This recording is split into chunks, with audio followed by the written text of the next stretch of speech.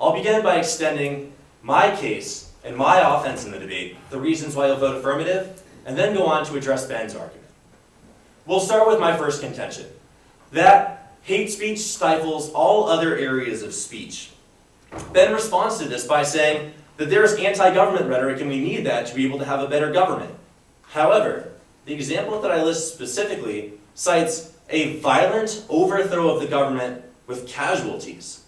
Imagine a scenario where we're here at SIU, maybe on the precipice of a large bargaining scenario with the administration, but we decided not to be able to engage them in diplomatic ways. However, we decided the best way to be able to engage with the administration was a violent overthrow.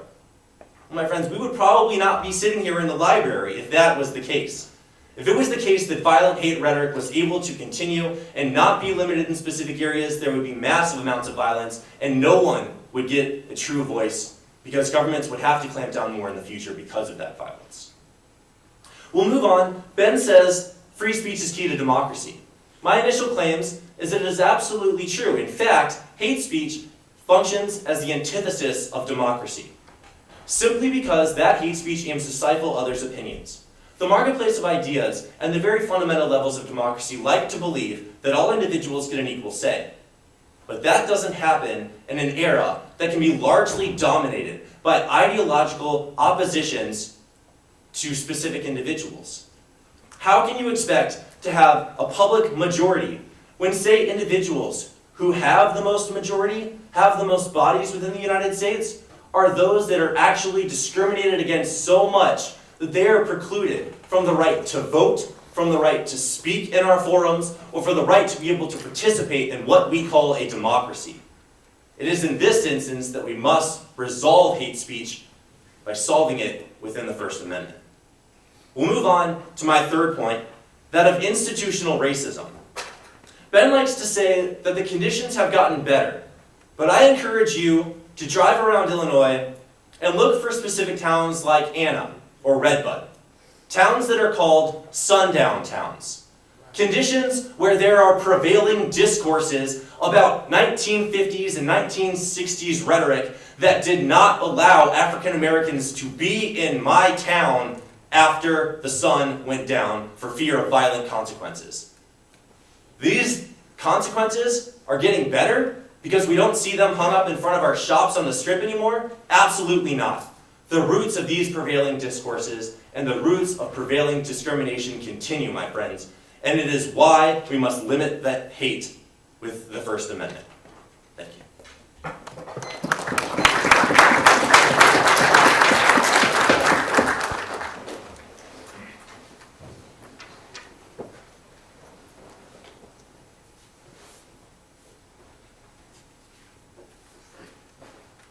There are a couple reasons why you'll be voting for me at the end of today's debate. The first of which being that in order for democracy to truly flourish, we must be able to have the access to all forms of speech. That by limiting one speech in particular, we allow for the regulation of all other forms of speech in result. My argument is that by doing that, it sets us on a slippery slope towards a democracy that the United States and the rest of the world would not look favorably upon. The second reason why you'll be voting for me at the end of the debate, my argument is specifically that of the Westboro Baptist Church and the story of my friend I sent you, how the enemy of my enemy becomes my friend within this context. Mike doesn't have a very long response to that, and that is a unique reason as to why you'll be voting for me. However, let's look specifically at Mike's arguments. Mike's arguments come down to about how violent rhetoric can be used to overthrow the government and ultimately kill people. There were a group of 1,000 people, a couple thousand people, that said that we should probably be able to do that. These were the American revolutionaries. The reason why we have this Constitution and the reason why we have the ability to speak freely is because we back then took the necessary steps to question what our government does. In order for us to have the sustainability of the American democracy, in order for us to question the long-term intents of the government, we must have the ability to speak out, and we must have the ability to freely speak our mind without the threat of prosecution from the government. My argument is that if you regulate one form of speech, you ultimately set the table to where the government can regulate other forms of speech as well. It sets a slippery slope towards the regulation of our rights. My argument is that is not the sort of America we want to live in, and that is not the sort of democracy that we want to flourish within. The second argument is that ultimately we have to be able to check our government within this context. The government is something that can run away with sorts of abuses of power, and that ultimately the only way in which we can check abuses of power is to have free speech. Otherwise, it would be impossible to know if the government was exploiting certain individuals if we did not have that free speech. Which brings me to the second argument that Mike makes about how ultimately stifling or hate speech stifles stifles democracy by decreasing the amount of opinions that are present. My argument is that in order for opinions to exist, we have to have the ability to speak such an opinion. It certainly does matter that some opinions might be stifled. However, my argument is that within the grand scheme of things, it's important to note the overall health of American democracy and the overall health of our free speech rights. The limiting, again, of one aspect of freedom sets into effect the limiting of others. In fact, I have people on my side who say this. Professor of law at Wake Forest University and philosopher David Hume are both individuals I cite. Mike shows no other documentation on this point.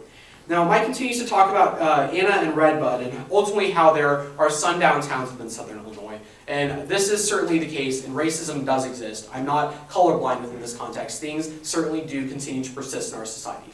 However, my argument is that in order for us to be able to overcome such aspects, we need to counter that hate speech with more speech. That is the argument of the ACLU, which I have on my side, which is probably a reason as to why I will win that argument in particular. Now let's move on to my case, which I think I do a pretty good job of. You can extend my first argument about why ultimately all speech has to be protected in order to have free speech rights. The Constitution doesn't give the ability of the government to regulate certain forms of speech. They give the ability of the people to speak their mind no matter what the scenario. It says that the government should not abridge any form of speech. I don't know how more clear it could be within this context. In fact, the Supreme Court agrees with me in three specific court cases. The Snyder versus Phelps decision, which I talked about, that just happened back in March. The Skokie decision, as well as Virginia versus Black. All of these prove that there is a constitutional precedent on my side that proves that it ultimately should be protected by the Constitution. However, let's go on to if that protection by the Constitution is a good thing or not. You can drop down to my second contention. The argument is that free speech is absolutely essential to the American democracy. My argument is that yes, it is protected by the Constitution, but ultimately that it's essential to the overall health of democracy.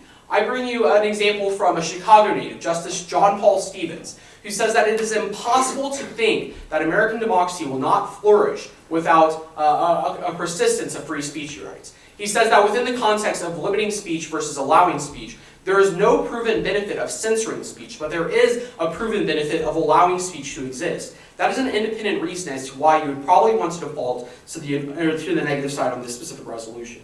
But moving on, let's talk specifically about why hate speech actually allows movements to exist. I give you the analysis of Snyder versus Phelps in this context, and a story that my friend told me about how for every sign that Fred Phelps holds up, or for every protest that occurs, are another 5, 10, or 15 people who join the LGBTQ movement. It's that hateful rhetoric juxtaposed to the non-violence that occurs that ultimately brings more people on the side of the gay rights movement. But additionally, the ACLU agrees within this context that the only way to address hate speech related issues is not to regulate hate speech, but to allow more speech to occur within this context. They say that is the only way to counter remaining speech, and that ultimately the laws that are used to protect activists and protesters and protect the people who are actually trying to accomplish some sort of movement is to prevent the restriction of free speech and to ultimately allow those individuals to speak their mind. It is a clear decision on whether or not you want the American democracy to flourish, or you want to live in a state where our language is policed. Thank you.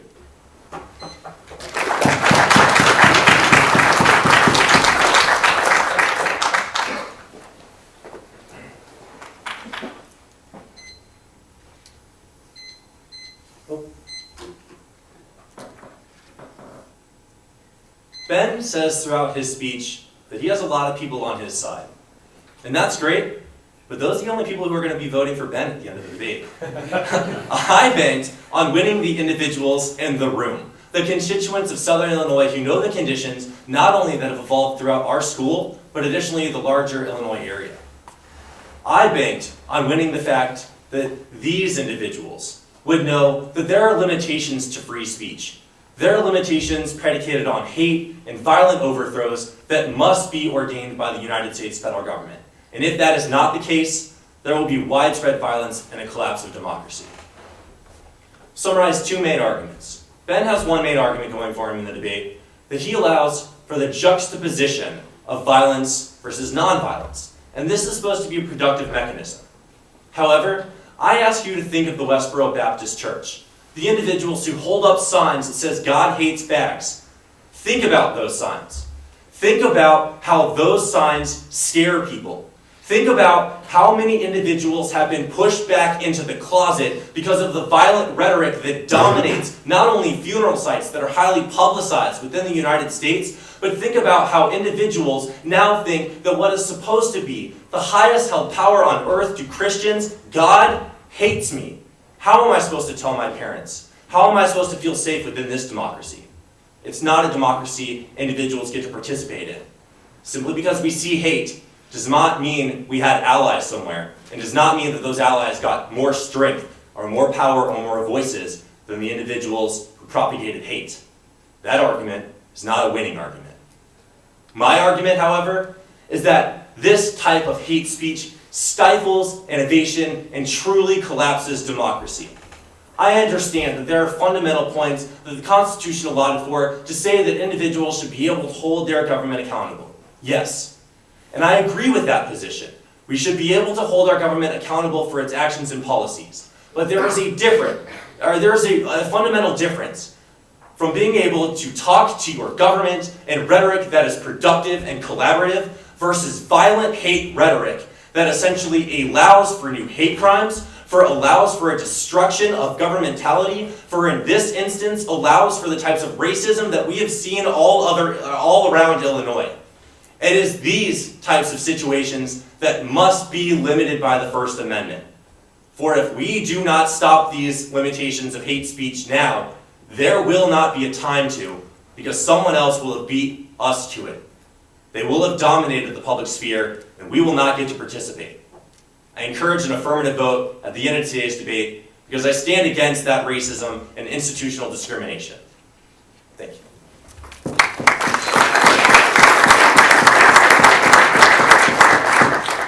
I'll give you just a second to think about who you'd like to vote for. Remember, what I'm going to ask you to do is stand when I ask you to vote for either the affirmative debate of Mike or the negative debate of Ben. But while you think about that, just a little history. We just came back from our first debate tournament. It was held in Liberty, Missouri at William Jewell College. It's the opening debate tournament of the year. There were over 50 teams from about 10 different states across the country. University of Oregon was there, Loyola was there, Texas Tech, etc. And I just wanted everybody to know that they debate as a team at the tournament, Mike and Ben. And they won the second tournament they debated at this year at William Jewell without losing a ballot. They were 17-0 in ballot counts from their judges at that point. Watching them today, you can probably see why. You saw a contrasting style that actually works quite well together. Ben was a little bit more technical, with a little bit more evidence-oriented and a faster style of debate, while Mike used more illustrations and examples and a little bit slower. Put together as a team, they're a very, very good debate team, and I think that you have something to look forward to and be proud of here at Southern Illinois University. We will continue the trend of excellent debate here at SIU. So, Mike, please stand. Those of you wishing to vote for the affirmative debater, Mike, could you please stand at this time?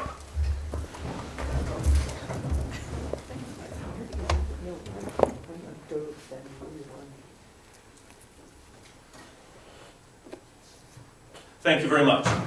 Ben, please stand. Those of you wishing to vote for the negative debater, Ben, please stand.